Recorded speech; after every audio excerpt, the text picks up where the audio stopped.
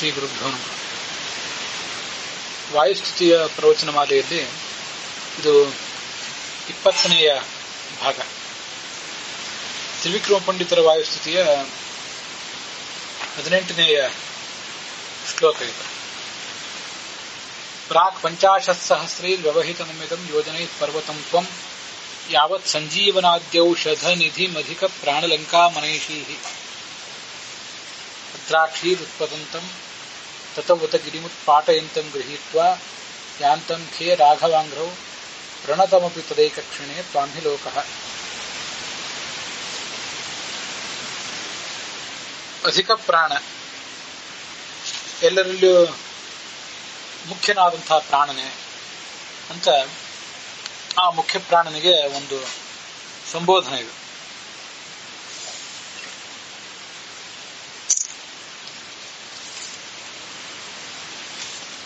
ನೀನು ಏನ್ ಮಾಡಿದೆ?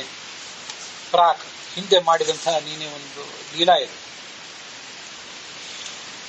ಸಂಜೀವನ ಪರ್ವತವನ್ನ ಕಿತ್ತು ತಂದು ಈ ಕಪಿಗಳ ಮೊದಲಾದವರ ರಕ್ಷಣೆ ಮಾಡಬೇಕಾಗಿತ್ತು.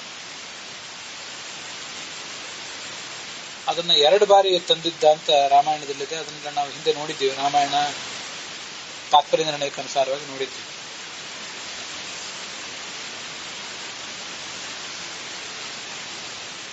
ಪಂಚಾಶತ್ಸಹಸ್ರೈಹಿ ಯೋಜನೈಹಿ ವ್ಯವಹಿತಂ. 50,000 ಯೋಜನದಷ್ಟು ಅದು ದೂರ ಇತ್ತು ಆ ಪರ್ವತ. ಅಷ್ಟು ದೂರ ಇರುವಂತಹ ಬಹಳ ದೊಡ್ಡ ಪರ್ವತ ಅದು. ಸಂಜೀವನ ಪರ್ವತ ಮೊದಲಾದ ಪರ್ವತಗಳು, ಸಂಜೀವನ ಔಷಧ, ಮೃತ ಸಂಜೀವನ, ವಿಶಲ್ಯಕರಣಿ, ಸವರ್ಣಕರಣಿ, ಸಂಧಾನಕರಣಿ ಅಂತ ಹೀಗೆ ಮುರಿದ ಎಲುಬುಗಳನ್ನು ಜೋಡಿಸುವಂಥದ್ದು, ಬಣ್ಣಗೆಟ್ಟಿದ್ರೆ ಆ ಬಣ್ಣವನ್ನು ಸರಿಪಡಿಸುವಂಥದ್ದು, ಏನಾದರೂ ಬಾಣ ಇತ್ಯಾದಿಗಳು ನಾಟಿದ್ರೆ ಅದನ್ನು ಕಿತ್ತು ತೆಗೆಯುವಂಥದ್ದು, ವಿಶಲ್ಯಕರಣಿ ಅಂತ ನೆಟ್ಟ ಬಾಣಗಳನ್ನು ಕಿತ್ತು ತೆಗೆಯುವಂತಹ ಔಷಧ. ಆ ಔಷಧವನ್ನು ಅಲ್ಲಿ ಮೆತ್ತಿದ್ರೆ ಸಾಕು, ನೆಟ್ಟ ಬಾಣಗಳು ಕಿತ್ತಿ ಬರ್ತವೆ, ಅದು ವಿಶಲ್ಯಕರಣಿ. ಸವರ್ಣಕರಣಿ ಅಂತ ಅದು ಅಲ್ಲಿ ಬಣ್ಣಗೆಟ್ಟಿದ್ರೆ ಅದನ್ನ ಸರಿಪಡಿಸುವಂಥದ್ದು. ಸಂಧಾನಕರಣಿ ಅಂತ ಮುರಿದ ಎಲುಬುಗಳನ್ನ ಜೋಡಿಸುವಂಥದ್ದು. ಮೃತ ಸಂಜೀವನಿ ಅಂತ ಸತ್ತವರನ್ನ ಬದುಕಿಸುವಂತಹ ಔಷಧ. ಈ ಎಲ್ಲ ಔಷಧಗಳು ಗಂಧಮಾದನ ಪರ್ವತದಲ್ಲಿದ್ದವು. ಅಂಥ ಅಂಥ ಗಂಧಮಾದನ ಪರ್ವತವನ್ನೇ ಕಿತ್ತಿ ನೀನು ಲಂಕಾನಗರಕ್ಕೆ ತಂದಿ. ಆಗ ನೀನು ಒಂದೇ ಕ್ಷಣದಲ್ಲಿ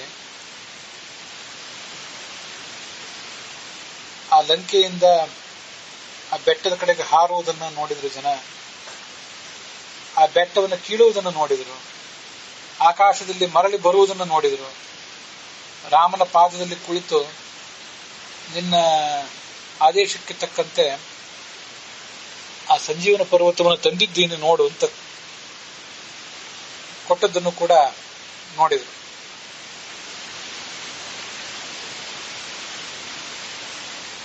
ಇದು ಜಗತ್ತೆಲ್ಲ ನಿನ್ನನ್ನು ನೋಡಿತು. ಇದೊಂದು ಮಹಾ ಪ್ರಸಿದ್ಧವಾದಂತಹ ಲೀಲೆ. ಅಧಿಕ ಪ್ರಾಣ, ಮುಖ್ಯ ಪ್ರಾಣನೆ ಅಂತ ಸಂಬೋಧನೆ.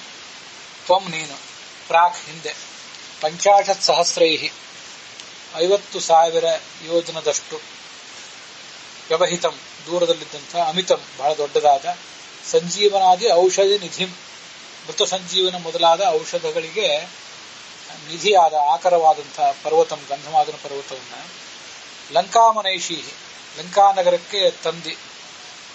ಸದಾ ಆಗ ನಿನ್ನನ್ನು ಜನ ನೋಡಿದ್ರು. ಏನದು? ತ್ವಾಂ, ನಿನ್ನನ್ನು ನೋಡಿದ್ರು.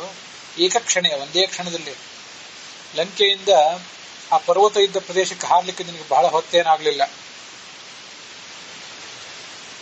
ಮತ್ತೆ ಗಿರಿಂ ಉತ್ಪಾಟಯಂತಂ, ಉತ್ಪತಂತಂ ಅಂದ್ರೆ ಬೆಟ್ಟದ ಕಡೆಗೆ ಹಾರುವಂಥದ್ದು. ಗಿರಿಂ, ಆ ಬೆಟ್ಟವನ್ನು, ಉತ್ಪಾಟಯಂತಂ ಕೀಳುವುದನ್ನು ಜನ ನೋಡಿದರು. ಗೃಹೀತ್ವ, ಹಿಡಿದುಕೊಂಡು, ಖೇ ಆಕಾಶದಲ್ಲಿ, ಆಯಾಂತಂ ಬರುವುದನ್ನು ನೋಡಿದರು. ಮತ್ತು ಉತ ಅದರ ಮತ್ತು ರಾಘವಾಂಗರು ರಾಮನ ಪಾದಕಮಲದಲ್ಲಿ ಬಂದು ನಮಿಸುವುದನ್ನು ಕೂಡ ಜನ ನೋಡಿದರು. ಅದ್ರಾಕ್ಷಿ ಲೋಕ ಜನ ಈ ಜಗತ್ತು ಅದ್ರಾಕ್ಷೀತ್ ನೋಡಿತು, ಇದೊಂದು ಮಹಾಸಾಹಸದ ಕಾರ್ಯ ಅಂತ ಅದನ್ನ ವರ್ಣನೆ ಮಾಡ್ತಿದ್ದಾರೆ. ಈ ಶ್ಲೋಕದ ಪುರಶ್ಚರಣದಿಂದ ಔಷಧ ಸಿದ್ಧಿ ಅಂತ ವರ್ಣನೆ ಮಾಡಿದ್ದಾರೆ. ರೋಗ ಇತ್ಯಾದಿಗಳಿದ್ರೆ ಅದಕ್ಕಾಗಿ ಶ್ಲೋಕವನ್ನು ಪುರಶ್ಚರಣಕ್ಕಾಗಿ ಉಪಯೋಗ ಮಾಡಿಕೊಳ್ಬೇಕು.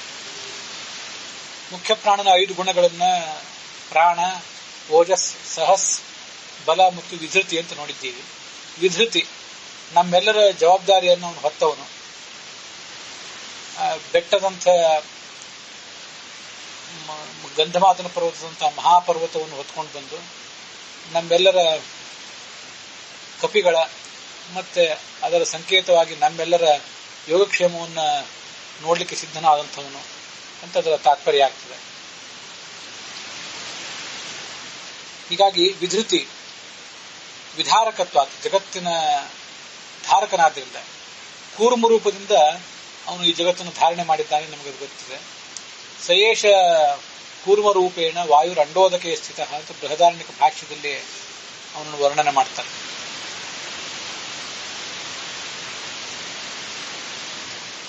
ಮತ್ತೆ ಈ ಪೀಠ ಪೂಜಾದಲ್ಲಿಯೂ ಕೂಡ ಕೆಳಗೆ ವಿಷ್ಣು ಕೂರ್ಮ ಇದೆ, ಅದಾದ್ಮೇಲೆ ವಾಯು ಕೂರ್ಮ ಇದೆ. ಹೀಗೆ ವಾಯು ಕೂರ್ಮ ಈ ಜಗತ್ತೆಲ್ಲವನ್ನು ಕೂಡ ಧರಿಸಿದೆ ಅಂತ ವರ್ಣನೆ ಇದೆ. ಮೂಲ ರೂಪದಲ್ಲಿ ಜಗತ್ತನ್ನು ಧರಿಸಿದ್ದಲ್ಲದೆ ಈ ಅವತಾರ ರೂಪಗಳಲ್ಲಿಯೂ ಕೂಡ ಇಂತಹ ಮಹಾಭಾರವನ್ನು ಹೊತ್ತು ಅವನು ಜಗತ್ತಿಗೆ ಉಪಕಾರ ಮಾಡಿದ್ದಾನೆ. ಇದನ್ನು ನಾವು ವಿಧಾರಕತ್ವ ಅನ್ನುವ ಅವನ ಗುಣದಿಂದ ತಿಳ್ಕೊಳ್ಬೇಕು. ಸ್ವೇಚ್ಛೆಯಾಕೃತೆ, ತನ್ನ ಬಲಕ್ಕನುಸಾರವಾಗಿ ಇಂಥ ಎಲ್ಲ ಕೆಲಸಗಳನ್ನು ಮಾಡಿದ್ದಾನೆ. ಬಲ ಅಂದ್ರೆ ತನ್ನ ಇಚ್ಛೆಗನುಸಾರವಾಗಿ ಕೆಲಸ ಮಾಡುವುದು, ಅದಕ್ಕೆ ಬಲ ಅಂತ ಹೇಳ್ತಾರೆ. ಇದು ಮುಖ್ಯ ಪ್ರಾಣನ ಗುಣಗಳಲ್ಲಿ ಒಂದು.